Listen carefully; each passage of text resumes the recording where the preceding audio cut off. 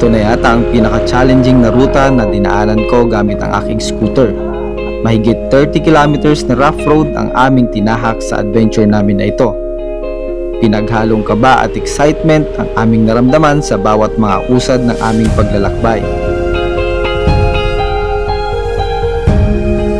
Dito ay nasubukan namin hindi lang kakayahan ng aming mga motorsiklo, kundi pati na rin ang lakas ng aming loob at pangangatawan. Mga aunihing kalsada, mga tulay na kahoy, at hanging bridge. Huwag kang matutumba sa gilid-gilid mo, lusot ka dyan.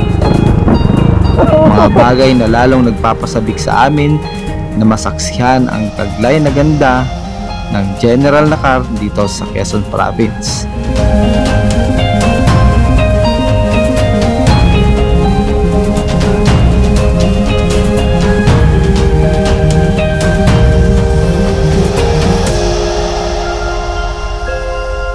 Natagpuan din namin ang isang mala-enchanted na raw spot na kung saan kami ay magka-camping upang makapagpalipas ng gabi. At sa pagsikat ng araw kinabukasan ay nasaksihan namin ang isa sa pinakamagandang sunrise.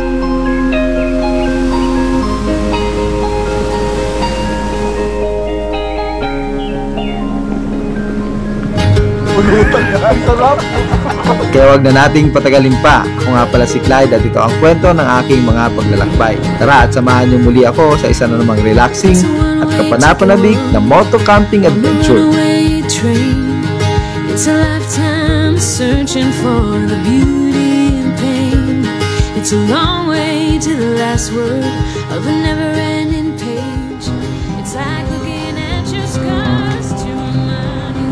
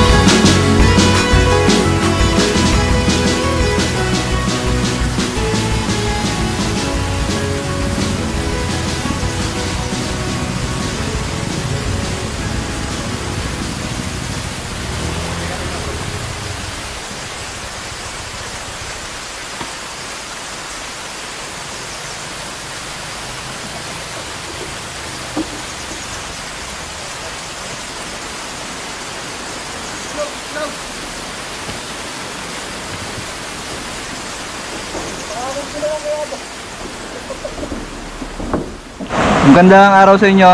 Welcome na naman sa panibagong moto camping adventure. Unang sabak natin sa napakatinding rough road gamit ang ating NMAX. Di bale, tatlo naman kami magkakasamang naka-scooter kaya okay lang. Kung nakita nyo kanina yung mga dinaanan namin, hindi naman ganun ka-technical pero challenging pa rin. At kami nga pala ay nandito ngayon sa General na car sa Quezon. Dito kami maghahanap ng aming magiging spot at dito na rin tayo mag-adventure. Merienda muna tayo. Pagod tayo sa biyahe, napakainit. Pero kaya naman. O nga pala, kasama natin ngayon si Ride with Mike at si Moto Kalbo, isa nating kaibigan na iniyayakap na ang pagmamoto camping. Shoutout sa'yo bro.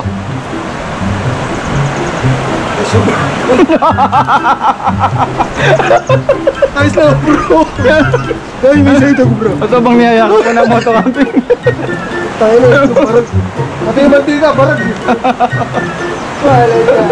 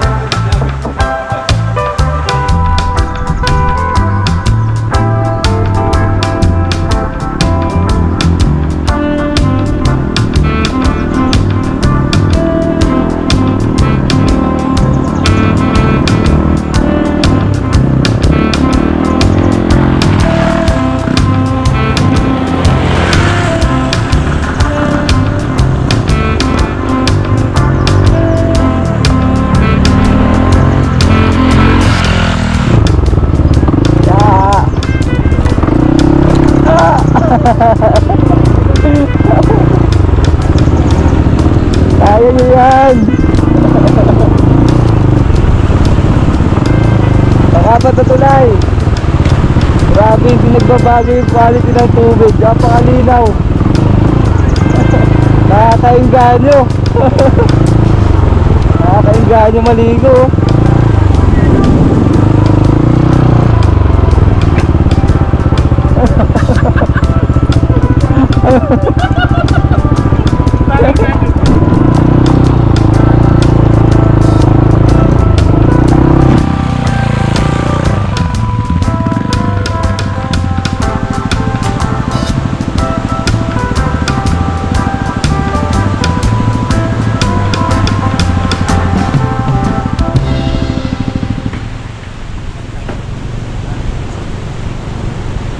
Oh, ang ganda ng dagat. Pakasolid ng dagat oh. Pinang-pino yung buhangin. Ang ganda ng spot na to. Tapos tignan nyo dun oh. Ang ganda yung shoreline na puro buhangin. Ang ganda. Dito naman sa harapan, ang daming mga nyog na pwedeng pagsabitan ng hammock. Pwede rin mag-tent, pero medyo mabato nga lang. Doon na magandang spot. Sa dulo na yun. Buhangin na, halos dito. Hanggang sa paakyat sa mga puno. Magandang spot na to.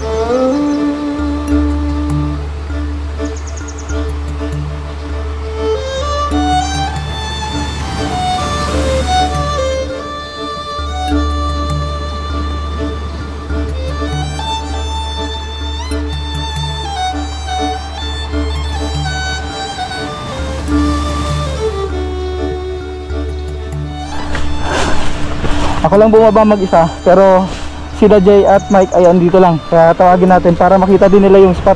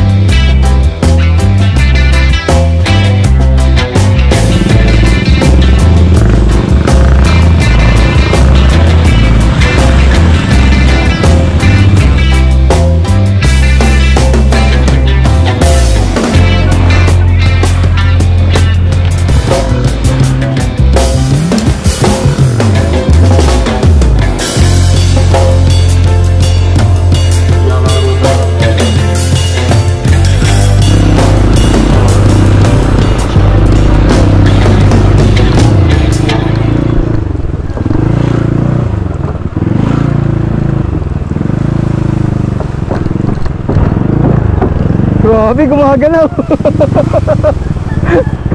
Ay, gagi, ganda. Ang ganda dito sa gitna, kaso gumagalaw, bro.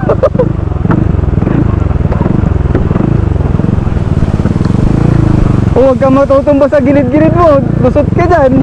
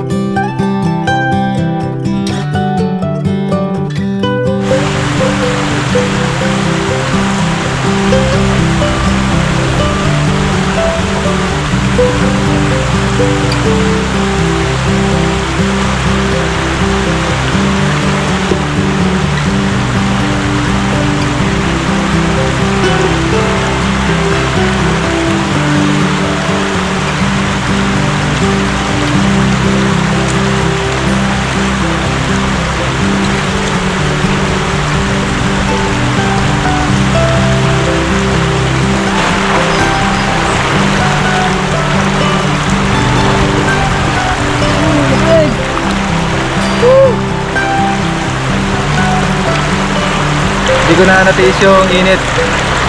Grabe, sarap ng lublog. Sobrang init ng biyahe namin, kaya nakakita ko ng maliit na ilog. Ito yung less na attractive na ilog na nakita namin, pero dahil init na talaga ako, ay dito na tayo palamig. Si Mike at si Jay doon sa taas nagpapahinga. Ayaw doon nilang magbasa muna. Palamig lang tayo saglit, tapos balik na ulit tayo sa biyahe. Malapit na yung pupuntahan namin.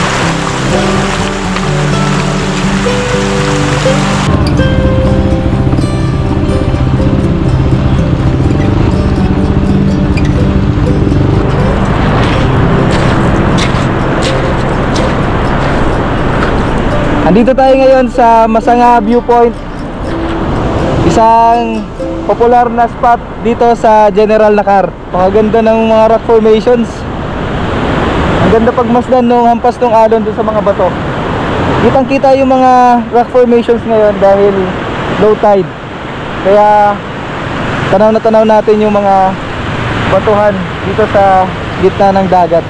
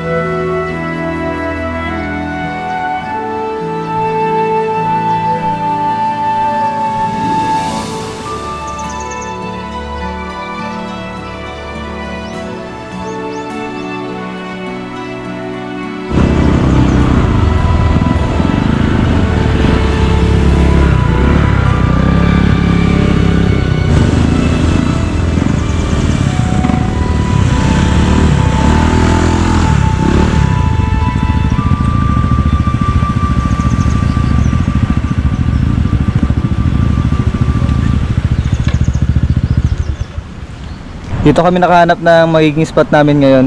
Medyo malayo sa Masanga viewpoint dahil negative yung mga spot doon. May mga part kasi na inaabot ng tubig dagat at hindi namin sigurado yung level ng tubig doon kung hanggang saan yung inaakyatan pag high tide. Ikutin lang natin tong rock formation na to, tapos balik na tayo para makapag setup tayo ng tent natin.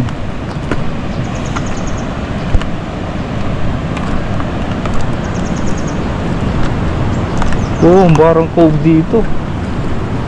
Stig. Oh, lino ng tubig. Grabe oh. Pakalino ng tubig.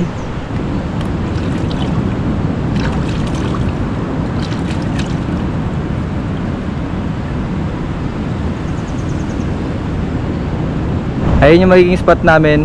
Grassland siya na may enough space para sa aming tatlo. At nagsiset up na ng tent si Mike at si Jay.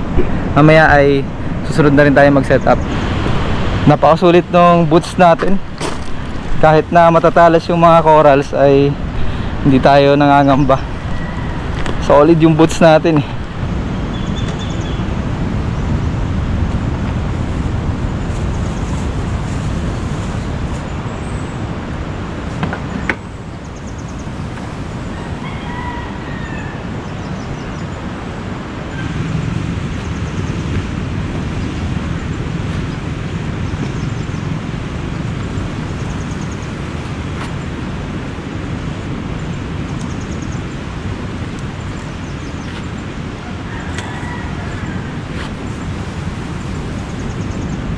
Kaming tatlo ay nakapag-set up na ng aming mga shelter.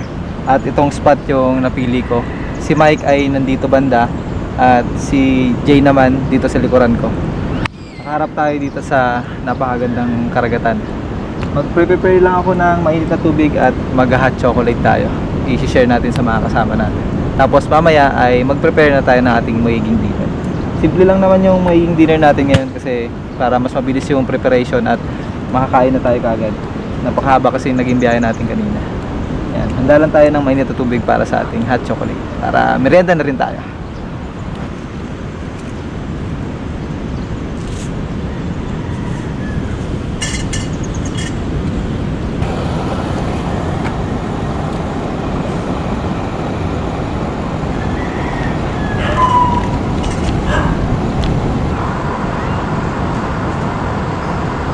Nandito tayo sa shelter ni Mike at itong upuan na gamit ko, hindi sa akin to. Ito kay Moto Calvo to, kay Jay. Yun naman, napaka-komportable ng setup nila. Mula sa upuan hanggang sa kanilang tent at may tarp pa. Samantala yung sa atin, pang squatter. Sa'yo nga ang malupit dyan. Pag umulan, wala na, GG na. Silong ka na lang bro. Ano naman, feel free. Pag umulan, wala na labasa sa tent. Dire-diretso tulog na. Toka-toka kami na ang gagawin. Si Mike ay magluluto ng ulam. Dapat ano eh, dapat lempo eh, wala eh. Oo nga eh. Inihaw. Si Jay naman ay magsasaing at tayo ang magluluto ng di sabaw na ulam. Bumili tayo kanina ng hipon.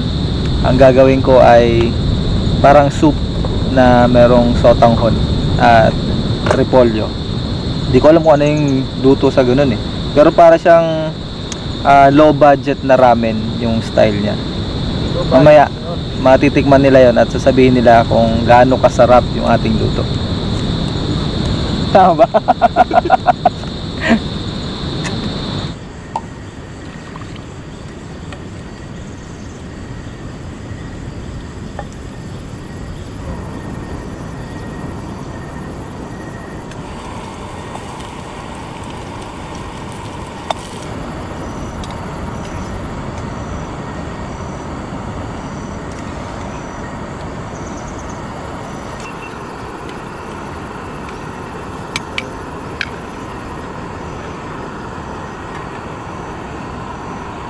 Nag-start na kami mag-prepare ng aming dinner at kanya-kanyang toka yung gagawin namin, kaya busy na ang lahat. Ito nga palang spot namin ay grassland. Kung nakita nyo kanina yung pagdating namin dito, para siyang mga island na nababalutan ng mga damo. Bukas papakita ko sa inyo. Napakaganda kasi sa harapan nito ay yung dagat, tapos may mga rock formations. Hindi man siya kasing lalaki nung dun sa viewpoint na napuntahan natin, pero magaganda rin siyang tignan mula dito sa spot natin. Bukas subukan nating gumising ng maaga, depende kung mapasarap yung ating tulog, at mag-drone shot tayo ng Bukang Liwayway. Susubukan lang natin, hindi lang pangako, pero sana ay magawa natin para ma-share ko sa inyo yung spot na to, yung ganda ng spot na to, at yung Bukang Liwayway sa umaga. Kasi hindi ko pa nasubukan na mag-drone shot ng nag-aagaw pa yung dilim at paliwanag. Sana bukas ay magawa natin. Yan, kanya-kanya na kami ng kilos. Ayun si Mike, umusok-usok pa, nag-iihaw na ng kanyang liempo. At si Jay naman, nagluluto ng hotdog yata ang niluluto niya. Pero siya yung nakatoka sa ating kanin ngayong gabi. At ako naman, ito, patapos na tayo magluto.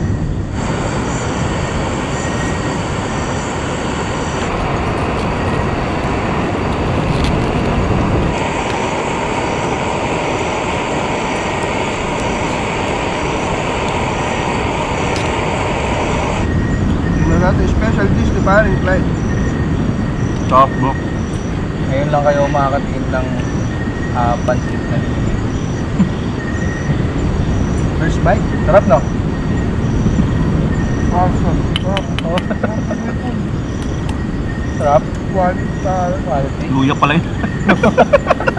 Sabi ko, may karne. Sabi ko, ay nalaki ng luya mo, bro. Taki na, natrap ako. akong iwain eh. Natrap ako doon. Dapat ka buong ganun yung lalagay ko eh. Masalamat kayo, iniiwan ko pa ng 4 na pirado yan. Thank you. Soon pare mag-aaral dito. Mag-aaral tayo ng special dish pare. Itlog? Sayang Sali-sali scrambled egg. Partida, habang nagmumotor, nakapagluto ka. Boy Scout kasi, ako Boy Scout lang. Girls ka.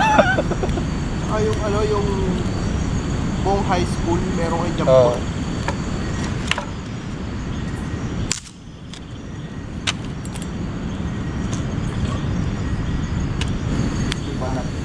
Banat yung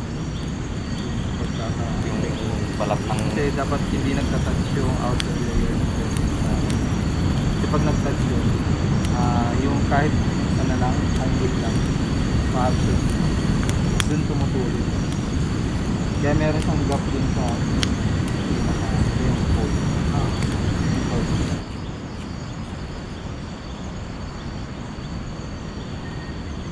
Kailangan din natin yung backup ng mga buwan.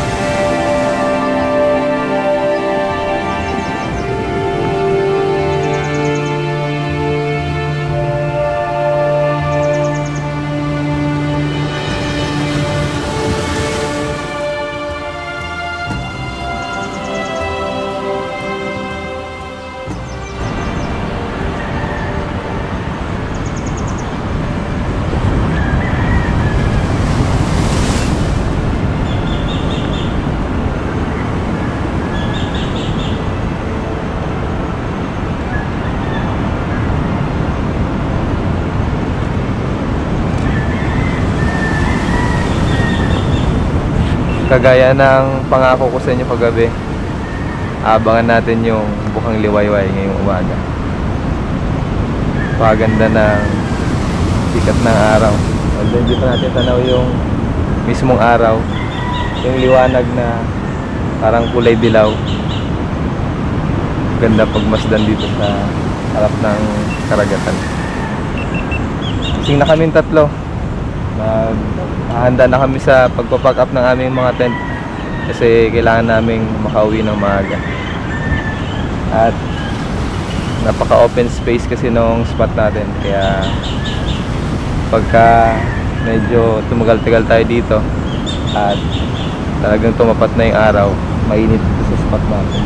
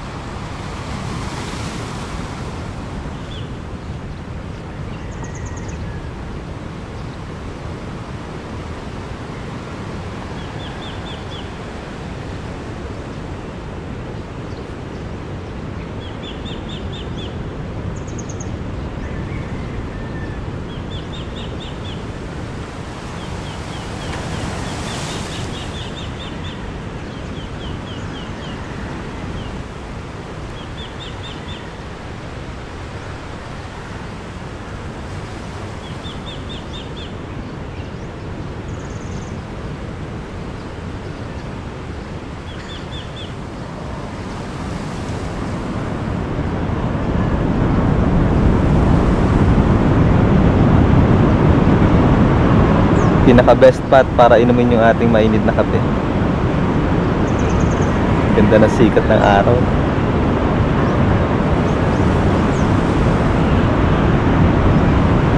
Sarap din pagmasdan ng alon. Grabe, napakasulit ng spot na to. Ay,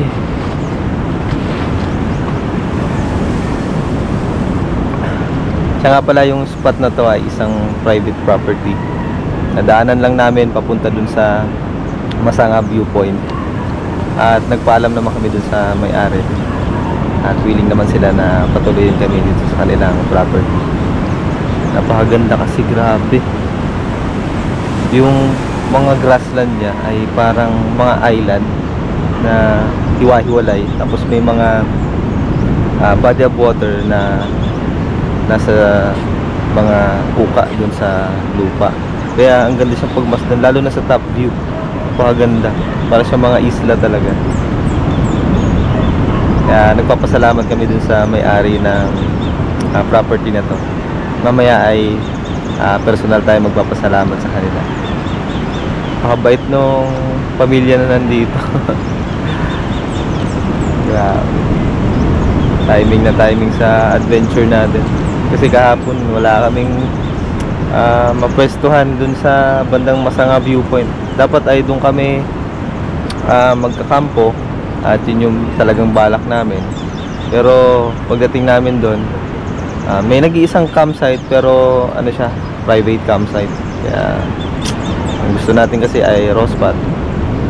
Kaya medyo bumalik kami at nahanap nga namin itong lugar na to, which is napaka-perfect naman para sa adventure natin ngayon, sa moto camping adventure natin. Ay, nako, sarap. Ito talaga yung kagandahan kapag magro-row moto camping kayo. Unexpected journey, unexpected spot, at syempre mga masasayang mga moments kasama yung mga kaibigan natin ngayon.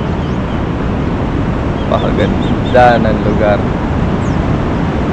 Kung i-rate ko itong lugar na to, 10 sa akin to, itong raw spot na to.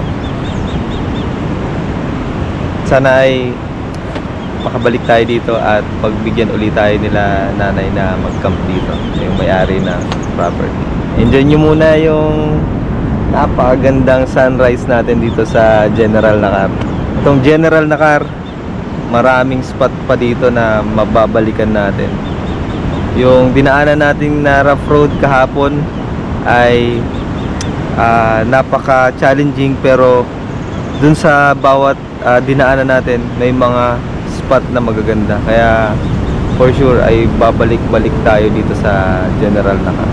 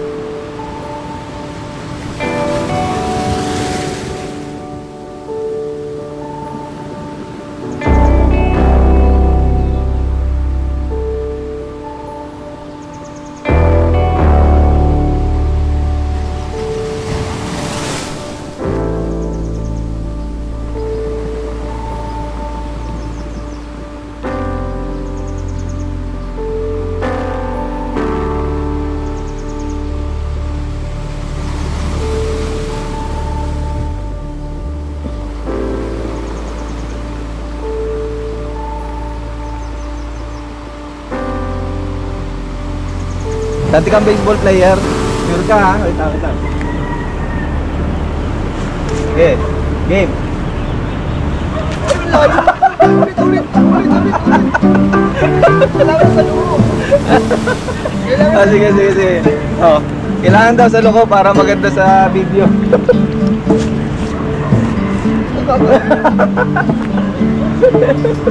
Okay. Apat ako ah. Sige. Ano? The best. Thank you, bro. You're welcome. Tinapay, bigay ni Jay. Almusal natin. Para sa atin dito sa ating kape. Thank you, bro.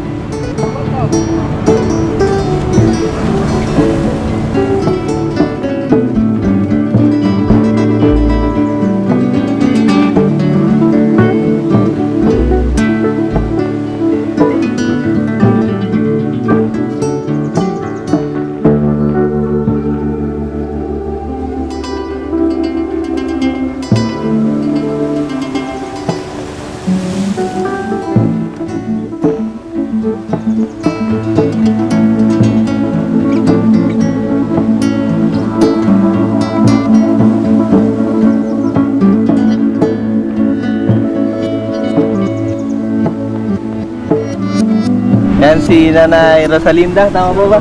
Nanay Rosalinda, may-ari nitong property na nagpatuloy sa atin. Maraming salamat na ya. Pabalik kami dito, paganda dito.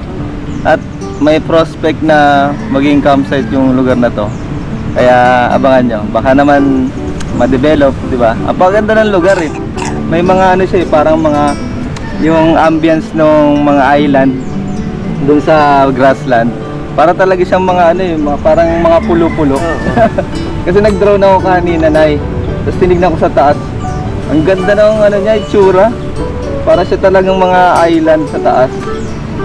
Tapos grassland pa, napakalambot sa ano, paghihigaan sa tent. Salamat na yan. Mamatay ng alaang at gawa nung naaabot ko ng mga alay. Oh, ganda! Bakit ito na lang yung sinasabi ni tatay siguro. Saan tayo? Stig! Saan? Hindi na ng tubig dito. Ay, gagi. Ang ganda maaari. Dito natin lagay yung gamit. Pwede yan. Solid yung spot. May dagat, may ilog, may camping It's a spot, one-way ticket, may tubig dito. Ay, train. It's a lifetime searching for the beauty and pain. It's a long way to the last word of a never-ending page. It's like looking at your scars to remind you of your strength. The road leads you where you need to go. Heart tells you what you want. Maraming salamat sa panonood at magkita-kita ulit tayo sa susunod nating moto camping adventure. Napakaganda dito sa Nakar. Take the long way home.